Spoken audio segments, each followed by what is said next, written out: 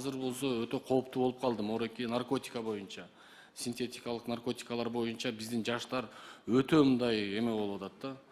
Буга берилип атат. Азыр чоң шаарларда болсо азыр уже аймактарга чейин жетти уже. Мен ушуга ишенч эмес элем, бирок азыр бизде аймактарга жетилип, ош жерлерде сатылып, ош жерде колдонулуп атат. Мындай болуп атат. Ушуга бир лабораторияны таппайлыбы? Келгиле бир бардыгынан тест алыш керек болуп калды да. Даже мамлекеттик кызматкерлерден деле. Ал мындай болуп атат. Аны колдонушат дагы акырын мындай кандай деп коет, отвлекающий бир маневр сыяктуу кылышып эле мындай спиртной пиво ичип коюшат экен.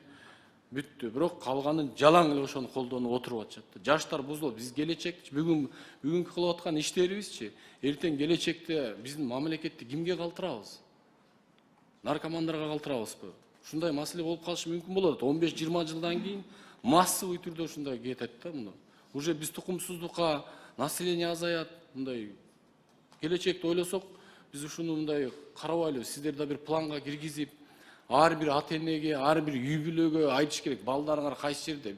Бишкекте окуп атабы, университетте окуп атабы, мектепте окуп атабы, баарынан тесттерди алыш керек.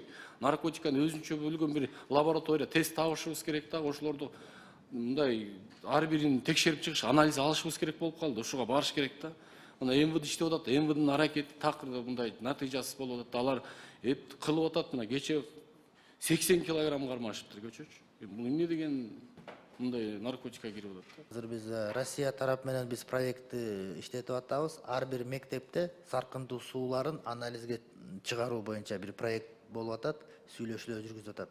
Мамлекет боюнча ар бир мектептин саркындуу суусун кичине эле бир проба алса, ошол жакта синтетикалык наркотиктердин баягы калдыктары табылса, ошол мектепте анан кийин барып прицельно баягы МВД тарабынан изилдөө жүргүзсө болот да. Азыр эми бардык мектеп окуучуларын же бардык студенттерди же бардык жарандардын баарын биз анализ кыла албайбыз, бирок ошентип жанагы эң абалы начар мектептерди биз табышыбыз мүмкүн болуп калат. Ошондо ошол жака уже көңүл бурулуп ошондой бир проект иштелип жатат азыр.